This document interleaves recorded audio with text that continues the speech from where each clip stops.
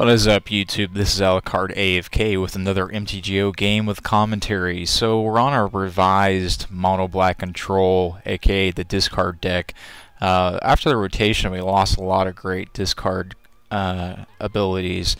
We still got Mind Rot, but the Distress and Duress and things like that, we've lost some power in that realm, but that didn't stop me from trying to revise that deck. So opening hand, we had a crap ton of swamps and one Mind Rot, so we go ahead and mulligan that. Since it is control based, we have a lot less need for opening hand stuff. This isn't much better, so we mulligan again down. So 4 mana, 1 Duress.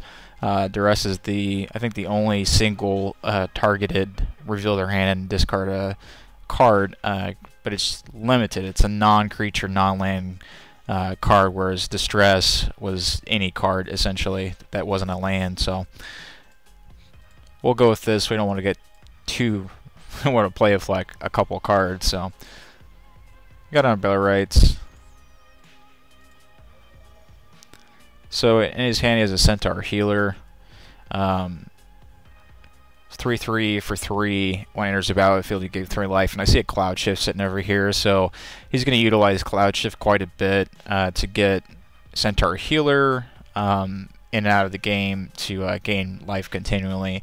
Heroes Reunion, I don't like cards like this personally because they do nothing but give you life. And yeah, it can save you one time, but it's not going to stop the onslaught if you can't clear the board. So I'd much rather have a Terminus, especially in a white deck. And granted it's only 2 mana to gain 7 life, but I'd much rather, you know, if it's going to save your butt, you're usually going to have that mana to be able to play something like Terminus or, you know, a removal spell that's going to help you better in the long run than something like this. So a Fog, again, this can save your butt 1 round.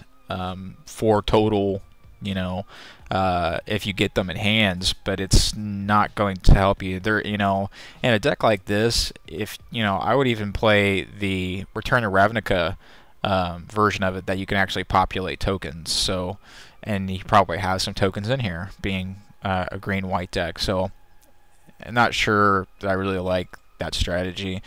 He's going to be able to gain life, but as long as I can put some creatures out there and make him discard cards, he's not going to fare very well. So I get rid of Heroes Reunion just because I don't like the card doesn't mean I want to keep it around so he can gain 7 life. Bring out a Fencing Ace. That's a 1/1 for 2, and it's 2 mana because he has double strike, so you could essentially say he's swinging it for 2. Got a Vampire Nighthawk. And, you know, what differs between really my discard deck, you know, had a bunch of discard cards, a bunch of removal spells, and had Phyrexian Obliterators and Vampire Nighthawk. So this is really no different. Obviously, Phyrexian Obliterators rotated out. So in place of the Phyrexian Obliterators, we've put some Gareth Messengers in there and threw in a couple on Burial Rites and things like that. For some of the discard cards. Like when I tried to load it up, it said you have like 15, 20 cards maybe that were illegal, and I was like, great. So still swing in for 2. We got 18. Got a Murder. We'll play a Vampire Nighthawk. We want to keep Murder for something bigger, something that he can do Cloud Shift on essentially, and go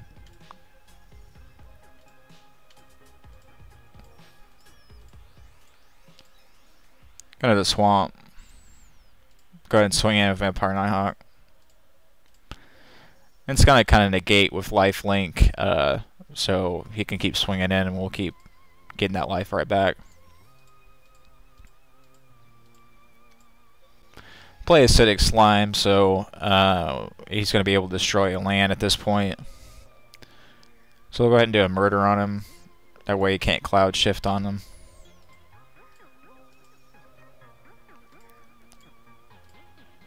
Yeah, Cloud Shifting on a 6 Slime is just evil, especially when we have nothing but lands out. could be very detrimental to us. We'll swing it again.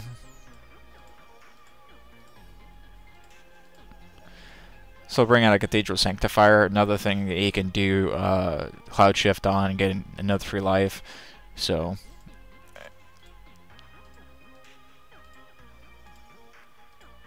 I'll bring out a Centaur Healer, so he'll get another 3 life. So he'll go to 22.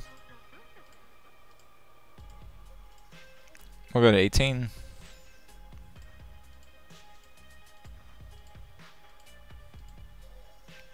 Or we're even at 20 now.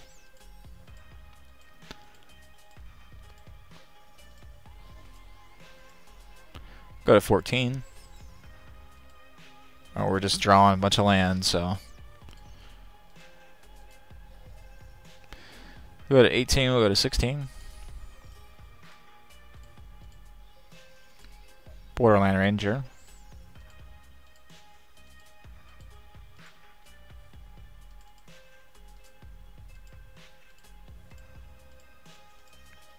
Go to 15, and then 10. So we got a Gareth Messenger. He's a 3/2 for 3 with Undying. When he enters the battlefield, he comes in tapped, and the opponent loses 2 life. So he'll go to 16. We won't swing at a Vampire Nighthawk. I don't like to get below 10 health if I can help it, so he'll pass the turn. Another Swamp. We'll sing it with Messenger this time. He'll go to 13. Swing in with Centaur Healer and Fencing Ace. I'll block Centaur Healer just because of damage. I assumed he had Cloud Shift, but you never know, so. There's a moment of heroism on Fencing Ace, so he would have had enough to take us out anyway. So he does a Cloud Shift on Centaur Healer.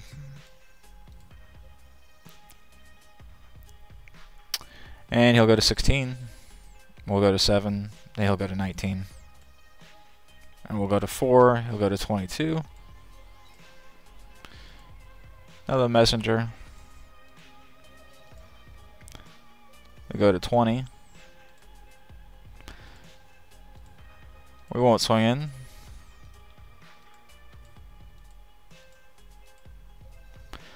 Bring out a Seraph of Dawn. It's a 2/4 for 4, flying in lifelink. Another Vampire Nighthawk. We'll swing in with 1 Vampire Nighthawk. We'll go to 6, he'll go to 18.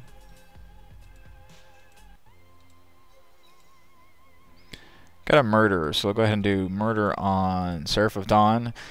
And I assumed he had Cloud Shift again. With 3 cards in his hand, it was good likely that he had another Cloud Shift, so I just don't want to end up doing another Cloud Shift at this point with Centaur Healer with just 6 life, so if he wants to save the Angel, he can do that.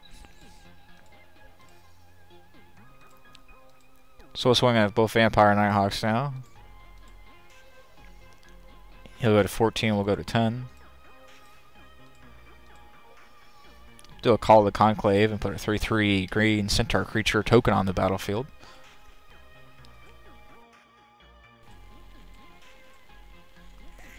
You'll swing in with the Seraph of Dawn, Centaur Healer, and the Fencing Ace, and we will block the Centaur Healer.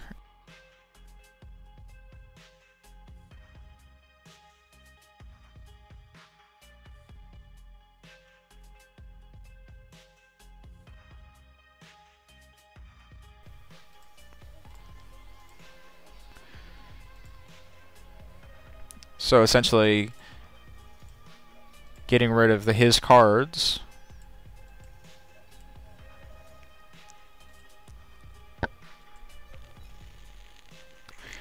And when they came into the battlefield again, they came in as 4/3s and did 2 damage each, so he's down to 12.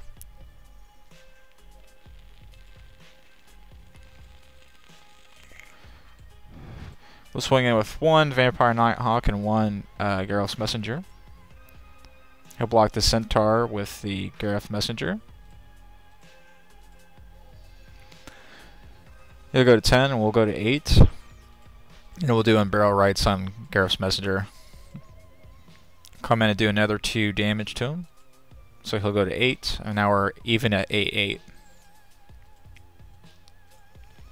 So I did a Heroes Reunion, 7 life, he was to 15.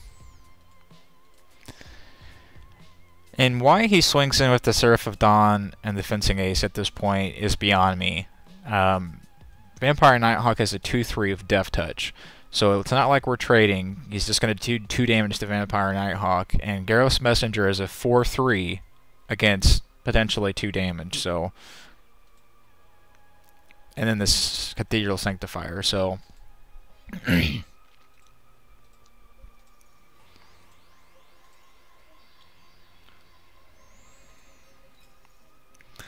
so that was the game-changing moment right there. Even though he's at 17 life, we'll go ahead and put a Bloodgate Demon out.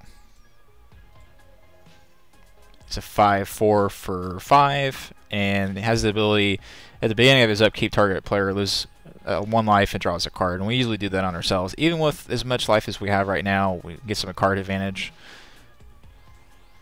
So we'll swing in with everything we got.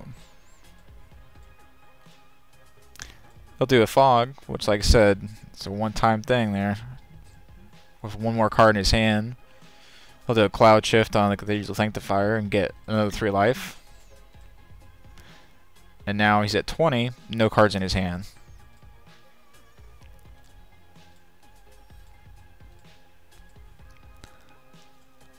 And he's out of gas.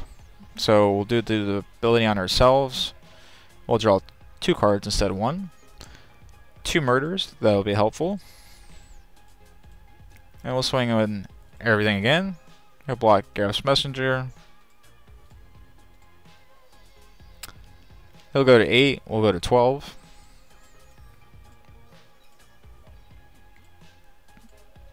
Draw 2 more cards. Got a Swamp and a Tragic Slip. Go ahead and swing in again.